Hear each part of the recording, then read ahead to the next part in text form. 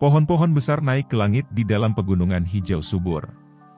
Pohon-pohon besar ini, yang telah tumbuh selama ratusan atau ribuan tahun, biasanya mampu tumbuh hingga ketinggian beberapa ratus meter. Mereka adalah makhluk hidup terbesar di pegunungan. Bahkan sinar matahari terhalang oleh daunnya yang besar. Hampir tidak ada orang yang hadir di tempat ini. Kadang-kadang, raungan binatang ajaib akan muncul, menakutkan banyak burung yang beristirahat di hutan. Kibaran sayap yang panik akan membentuk sosok putih yang tersebar di langit, tampak megah. Ada puncak gunung tinggi yang menjorok ke langit di dalam pegunungan yang luas. Puncak gunung tidak terlalu besar, tetapi sangat curam. Dindingnya hampir vertikal, dan puncak gunungnya yang terjal sangat halus. Kecuali bisa terbang, binatang ajaib biasa akan kesulitan menaikinya. Awan berlama-lama di atas puncak gunung sementara seorang pemuda duduk bersila di atasnya. Sosok manusia berwarna perak sedang duduk tegak di samping pemuda itu. Tubuh sosok itu tidak bergerak sedikit pun sementara matanya yang seperti lubang kosong perlahan menyapu dirinya. Itu seketika membunuh apapun yang mendekati puncak gunung terlepas dari apakah itu orang atau magical beast, bertindak seperti pengawal yang sempurna. Pemuda itu mempertahankan postur ini selama sekitar 2 jam sebelum dia perlahan membuka matanya. Wajahnya yang agak putih pucat berangsur-angsur pulih sedikit kemerahan. Anak kecil, kekuatanmu terlalu lemah. Namun, beruntung tubuh Anda tangguh. Jika tidak, akan sulit untuk menahan pencurahan kekuatan spiritual saya. Tawa terdengar di dalam hati Xiao Yan saat dia membuka matanya. Xiao Yan menyeringai dan bertanya, Tuan Tua Yao, tingkat kekuatan Anda pulih? Sekitar bintang Douzong 8. Setiap peningkatan di masa depan akan sangat sulit. Setiap upaya untuk kembali ke kelas Douzun akan membutuhkan tubuh fisik yang sesuai dengan jiwaku dengan sangat baik. Tian Huo Zunze merenung sejenak sebelum tertawa agak licik, hehe, bagaimanapun, anak kecil. Kami sepakat sebelumnya bahwa Anda akan membantu orang tua saya menyelesaikan masalah tubuh fisik. Xiao Yan tersenyum tanpa sadar saat mendengar ini. Tian Huo sangat membantu. Jika Xiao Yan bisa membiarkannya pulih dengan kekuatan Douzun, itu pasti akan bermanfaat baginya. Pada titik ini, Xiao Yan secara alami akan mengulurkan tangan tanpa menahan diri. Tubuh asli memiliki tingkat kesesuaian yang paling sempurna dengan jiwa seseorang. Jika jiwa secara acak menempati tubuh fisik, kemungkinan efeknya akan sangat buruk.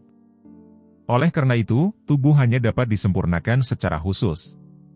Xiao Yan dengan lembut menjelaskan. Yao Lao pernah menyebutkan kepada Xiao Yan metode untuk memperbaiki tubuh. Oleh karena itu, selama Xiao Yan menemukan bahan-bahan yang diperlukan, dia harus bisa memperbaikinya dengan levelnya saat ini. Aku akan menyerahkan masalah penyempurnaan kepadamu. Ingat, Anda harus membuat yang terbaik untuk saya yang lama. Jangan mengambil jalan pintas. Meskipun saya tidak pernah memurnikan tubuh, saya juga sadar bahwa kekuatan bahan-bahannya sangat penting. Itu juga akan menentukan pencapaian seseorang di masa depan. Tian Huo tertawa.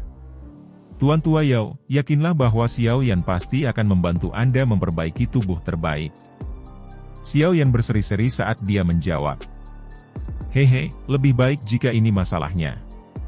Anak kecil, Anda dapat yakin bahwa saya yang lama tidak akan membiarkan Anda jatuh ke dalam bahaya kehilangan nyawa Anda sebelum Anda memperbaiki tubuh untuk saya. Tian Huo tertawa terbahak-bahak.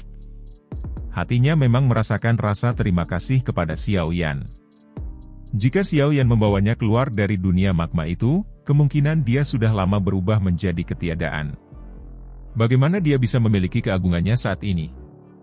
Selain itu, ia bahkan mungkin memiliki tubuhnya sendiri di masa depan dan sekali lagi merasakan perasaan indah sekali lagi menjadi manusia. Xiao Yan tersenyum saat mendengar kata-kata ini. Dengan ahli ini melindunginya, dia akan memiliki modal yang cukup besar yang akan memungkinkan dia merasa sangat aman saat menjelajahi dataran tengah. Namun, bahkan dengan jimat ini, meningkatkan kekuatannya sendiri masih merupakan hal yang paling penting. Lagi pula, dia tidak bisa meminjam kekuatan orang lain sepanjang waktu. Xiao Yan merenung sejenak saat senyum terbentuk. Dia menggerakkan tangannya dan botol giok seperti zamrud muncul di tangannya. dia memiringkan botol dan pil obat seukuran mata naga diluncurkan. Segera, aroma yang tidak biasa tersebar, menarik perhatian semua orang. Pil obat ini secara alami adalah pil Huang Perkasa. Selain itu adalah pil kualitas terbaik di antara pil Huang Perkasa yang telah disempurnakan Xiao Yan. Dia tidak mengeluarkannya untuk dilelang. Sebaliknya, dia menyimpannya dalam persiapan untuk digunakan sendiri. Sekarang, itu kebetulan bisa berguna. Penggunaan pil Huang Perkasa mampu membiarkan elit Dou Huang meningkatkan kekuatannya dengan 1 atau bahkan 2 bintang. Namun, ini juga tergantung pada keberuntungan. Sesuatu seperti kekuatan seseorang bahkan tidak meningkat setelah mengkonsumsi pil Huang Perkasa telah terjadi sebelumnya. Selain itu, hal yang tidak beruntung adalah bahwa bahkan jika mereka gagal, hal ini juga tidak lagi memiliki efek ketika mereka mengkonsumsinya untuk kedua kalinya. Oleh karena itu, orang-orang yang mengkonsumsi pil Huang Perkasa biasanya akan berdoa dalam hati mereka bahwa mereka tidak akan berakhir dengan insiden sial seperti itu. Pil obat perlahan berguling di tangan Xiao Yan. Sesaat kemudian, dia dengan lembut menghembuskan napas, melebarkan mulutnya, dan dengan cepat memasukkan pil obat ke dalamnya. Pil Huang Perkasa segera meleleh saat memasuki mulut Xiao Yan, berubah menjadi kekuatan obat yang agak hangat dan kuat yang melonjak liar ke tubuh Xiao Yan. Setelah melonjak dalam jumlah besar kekuatan obat murni, sudut mulut Xiao Yan juga bergerak-gerak. Beruntung pembuluh darahnya keras. Jika tidak, dia akan kesulitan mengkonsumsi sejumlah besar kekuatan obat sekaligus. Xiao Yan dengan lembut menghirup udara saat kekuatan obat dengan cepat melonjak dan mengalir ke semua pembuluh darahnya. Sebuah pikiran melintas di benaknya dan api hati teratai mengkilap melonjak di sekitar tubuhnya. Segera, api dibebankan ke pembuluh darahnya dan dengan cepat melilit kekuatan obat yang sangat besar. Setelah itu, ia dengan paksa menarik kuda liar ini seperti sesama. Mengikuti rute metode Ki Mantra Api, perlahan mulai beredar. Ruang di sekitar Xiao Yan di dunia luar mulai beriak intens saat kekuatan obat melonjak di dalam tubuh Xiao Yan. Gelombang demi gelombang energi muncul sebelum menggumpal menjadi pusaran energi di ruang di atas kepalanya. Akhirnya, energi perlahan meresap ke dalam dirinya melalui bagian atas kepalanya. Memiliki api surgawi, membuat penyulingan energi berbintik-bintik dari alam menjadi hal yang mudah bagi Xiao Yan. Dia mampu memperbaiki apapun yang datang terlepas dari jumlah yang terlibat. Semuanya perlahan datang ke jalurnya, mengikuti aktivasi bertahap kekuatan obat di dalam tubuhnya. Kekuatan obat dari pil Huang Perkasa mungkin hebat, tapi itu tidak cukup untuk menyebabkan Xiao Yan saat ini merasa panik dengan kemampuannya saat ini. Semuanya berjalan sangat lancar.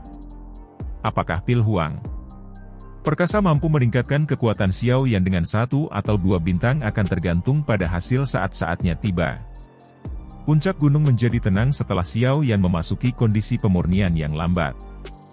Hanya boneka iblis bumi di sampingnya yang melanjutkan tugas penjagaannya. Pegunungan Qinfeng cukup terkenal di wilayah utara dataran tengah. Alasannya bukan karena ada Phoenix di dalamnya. Sebaliknya, ini adalah tempat di mana Paviliun Petir Angin Utara berdiri.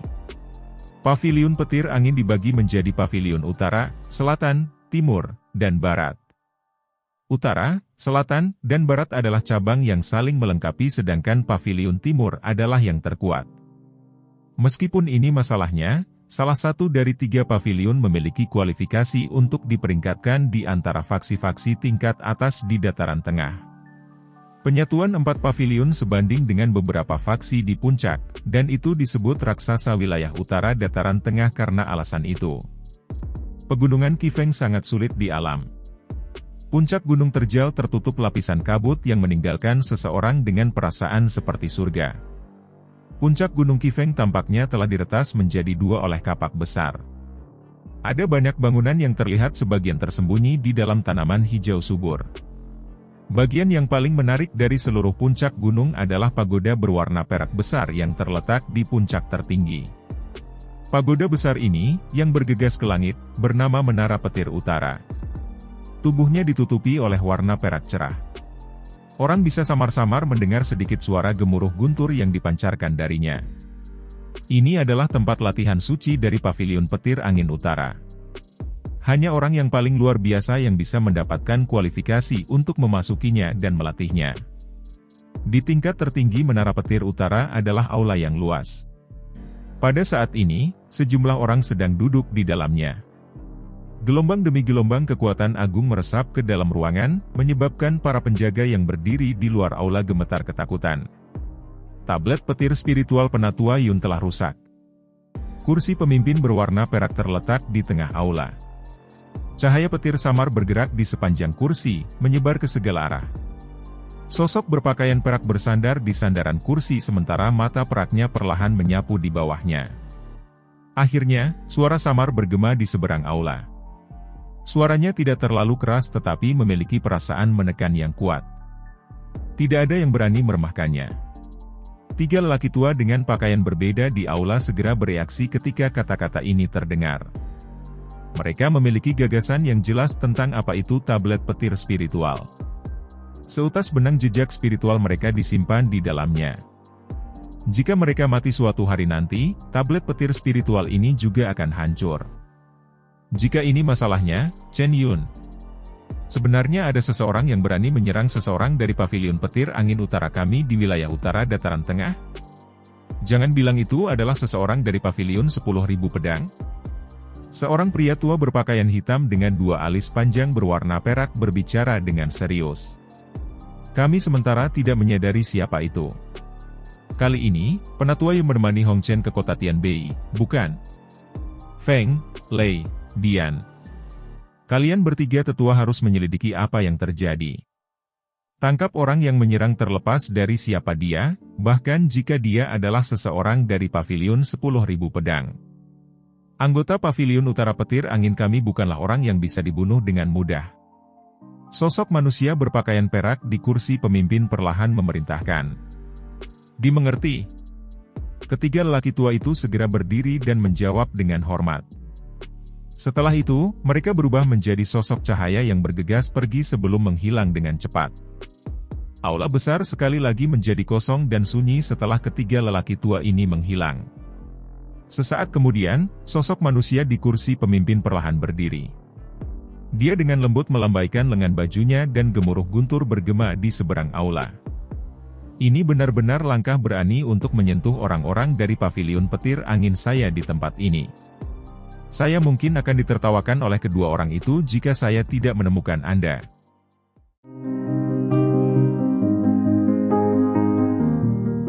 Awan berlama-lama di atas puncak gunung saat ruang beriak.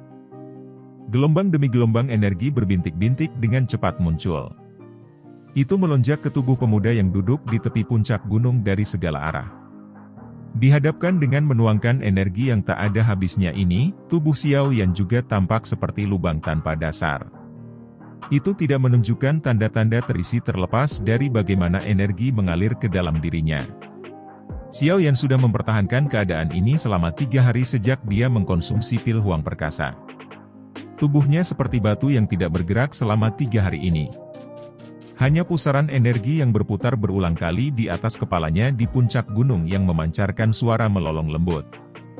Kekuatan obat yang sangat besar dari pil Huang Perkasa di dalam tubuh Xiao Yan telah berubah menjadi dou qi yang melonjak yang mengalir seperti air banjir di dalam pembuluh darah Xiao Yan. Selain itu, ada jumlah energi alam yang tak henti-hentinya melonjak dari alam. Itu disempurnakan oleh api surgawi, berubah menjadi dou qi murni yang bergabung menjadi kelompok energi besar ini. Meskipun ada sejumlah besar energi alam, sisa dou qi murni yang diserap Xiao Yan adalah jumlah kecil setelah banyak penyempurnaan. Namun, itu setidaknya lebih baik daripada tidak sama sekali.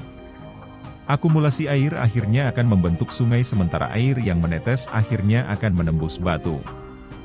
Akumulasi seperti itu dari waktu ke waktu akan mencapai tingkat yang cukup menakutkan.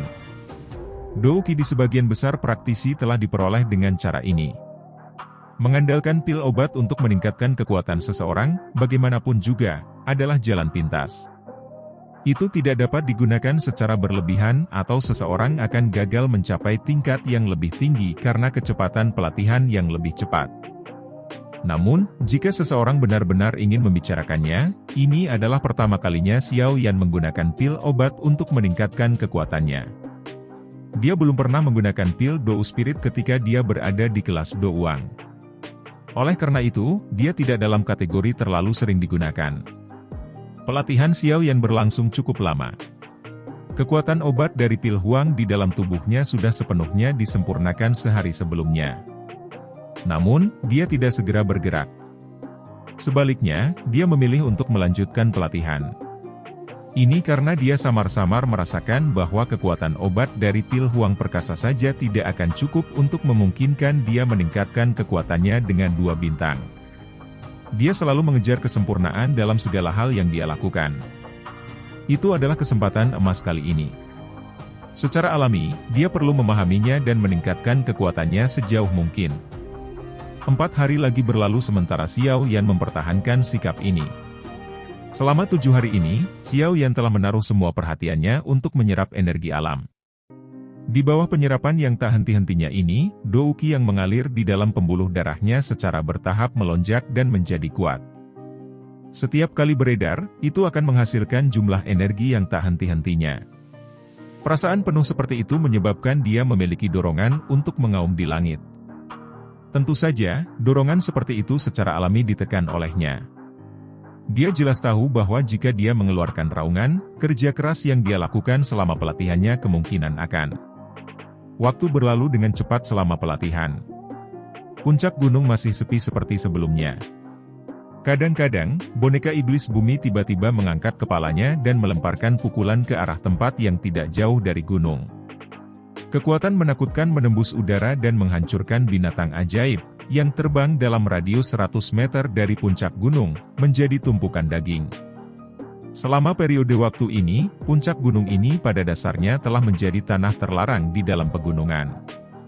Magical Beast yang telah menderita beberapa kerugian juga telah belajar untuk menjadi jauh lebih patuh. Mereka akan mengambil jalan memutar ketika melewati tempat ini. Oleh karena itu, pelatihan Xiao Yan berkembang dengan cara yang sangat stabil. Sedikit aktivitas akhirnya muncul pada pagi hari ke-8. Pusaran energi di atas kepala Xiao Yan bergetar beberapa kali sebelum perlahan menyebar. Ruang yang berfluktuasi di sekitarnya juga secara bertahap kembali ke keadaan tenangnya. Pusaran energi telah menghilang untuk beberapa saat sebelum kelopak mata Xiao Yan mulai berkedut dengan lembut. Sesaat kemudian, mereka perlahan dibuka. Mata hitam gelap itu kuno namun biasa. Mereka begitu tenang sehingga mereka tampaknya baru saja bangun. Tidak ada riak sedikit pun di dalamnya. Segel pelatihan tersebar dengan lembut. Xiao Yan perlahan mengangkat kepalanya dan tangannya menyebar dengan datar. Sebuah pikiran melintas di benaknya dan gelombang Dou Qi yang mengalir di dalam pembuluh darahnya segera mulai bergejolak. Akhirnya, itu seperti seekor kuda yang kehilangan pengekangannya saat melarikan diri dari pembuluh darah Xiao Yan dan bergabung ke dalam tubuhnya. Dengan Dou Qi yang agung telah bergabung dengan setiap bagian tubuh Xiao Yan, cahaya tajam tiba-tiba muncul di mata hitam gelap Xiao Yan. Auranya juga terangkat lurus ke atas pada saat ini. Itu dengan cepat menembus tingkat bintang 7 dan menyeberang ke tingkat bintang 8. Aura tidak berhenti setelah menembus ke tingkat bintang 8. Sebaliknya, itu melonjak liar. Pakaian di tubuh Xiao Yan berkibar tanpa adanya angin, dan batu yang diduduki Xiao Yan juga mengeluarkan suara retak. Beberapa garis kecil muncul di batu. Kabut yang meresap di sekitarnya juga tampaknya telah ditarik terpisah oleh sepasang tangan yang tak terlihat. Kabut dengan cepat membengkak. Sesaat kemudian, Xiao Yan akhirnya mencapai puncak bintang ke-8.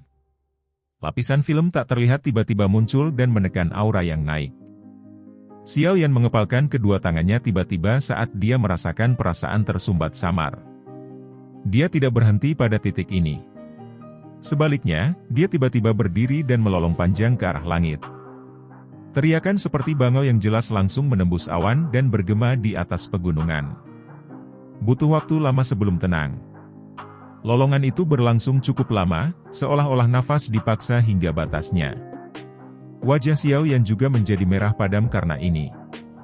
Pembuluh darah hijau berdenyut seperti cacing tanah di wajahnya, memberinya penampilan yang ganas.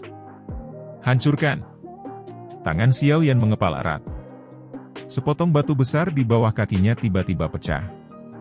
Fragmen batu terbang ke segala arah saat teriakan keras dipancarkan dari mulut Xiao Yan. Retak! Di suatu tempat, lapisan yang tidak ada rusak.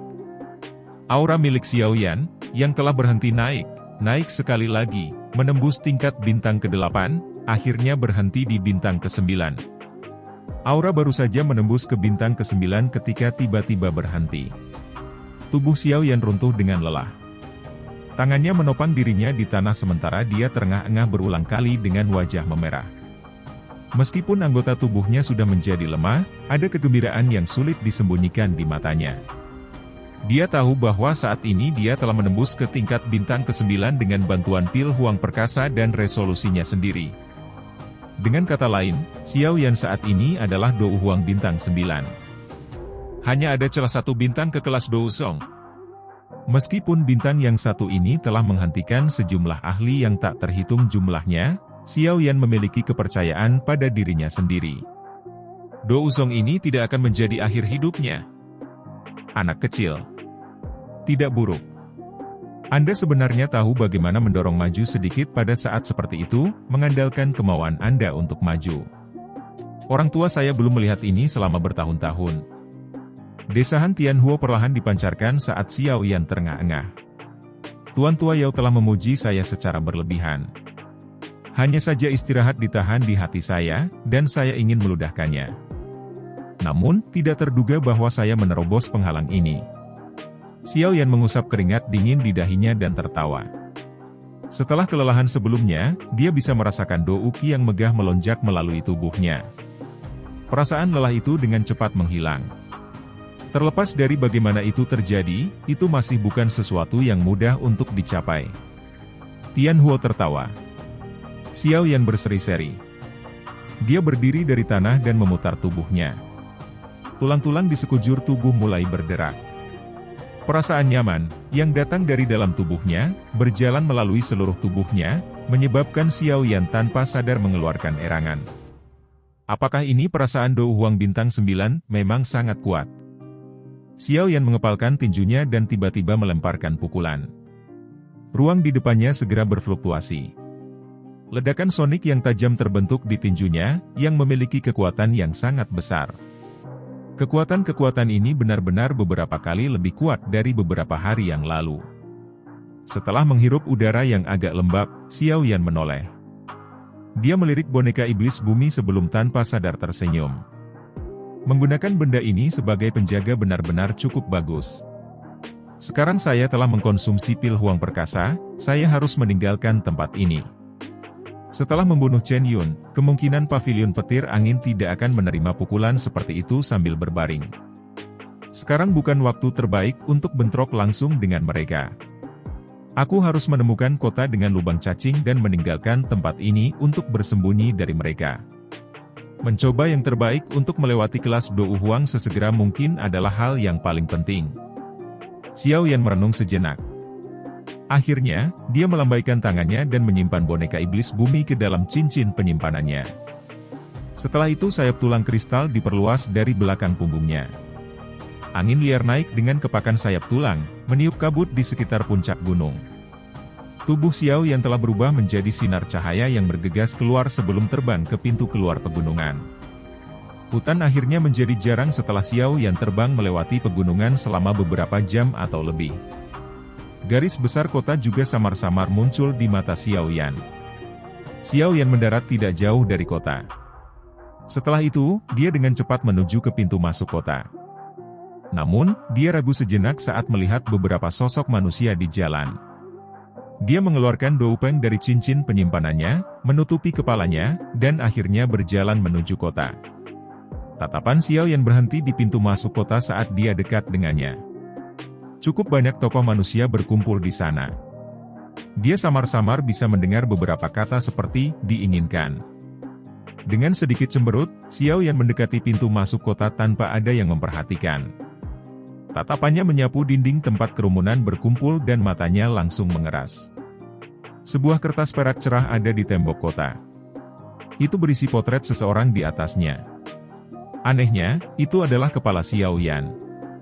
Di bawah gambar itu ada segel berbentuk menara berwarna perak. Lencana ini pernah muncul di dada Chen Yun. Jelas, ini adalah poster yang diinginkan. Targetnya adalah Xiao Yan. Banyak orang yang penasaran berkumpul di depan poster buronan. Banyak diskusi muncul. Ada desas-desus bahwa orang kecil ini membunuh Chen Yun dari Paviliun Petir Angin Utara. Tidak heran Paviliun Utara telah mengeluarkan perintah yang diinginkan. Benarkah? Orang ini terlihat tidak lebih tua dari usia 20-an. Bahwa Chen Yun adalah elit Douzong. Ci, Anda belum mendengar tentang masalah ini di kota Tianbei tempo hari. Klan Hong dari kota Tianbei telah berubah menjadi negara yang menyedihkan. Apa gunanya mengeluarkan perintah buronan sekarang? Tidak ada yang tahu persis di mana dia melarikan diri juga. Dia mungkin sudah meninggalkan wilayah utara. Paviliun Petir Angin tidak hanya mengeluarkan perintah yang diinginkan, tetapi klan Han dari kota Tianbei juga telah ditempatkan di bawah tahanan rumah oleh orang-orang dari Paviliun Petir Angin Utara. Mereka harus berpikir untuk menggunakannya untuk memaksa Xiao Yan keluar. Namun, tidak seperti itu Xiao Yan bodoh. Bagaimana mungkin dia jatuh ke dalam perangkap mereka ketika dia jelas tahu bahwa ada 3 ahli dari Paviliun Petir Angin Utara di kota Tianbei. Tubuh Xiao Yan bergetar hebat saat mendengar kalimat terakhir. Wajahnya di bawah Doupeng tiba-tiba berubah suram. Tinjunya yang kencang juga mengeluarkan suara retak. Paviliun Petir Angin. Sebuah suara yang mengandung niat membunuh yang menyeramkan dengan lembut merembes keluar dari celah di antara gigi Xiao Yan. Kemarahan dan kebencian di dalamnya tidak sedikit pun tersembunyi. Jelas, Xiao Yan menjadi sangat marah saat ini. Dirinya yang biasanya tanpa ekspresi telah melepaskan kemarahan yang telah dia tekan di dalam hatinya.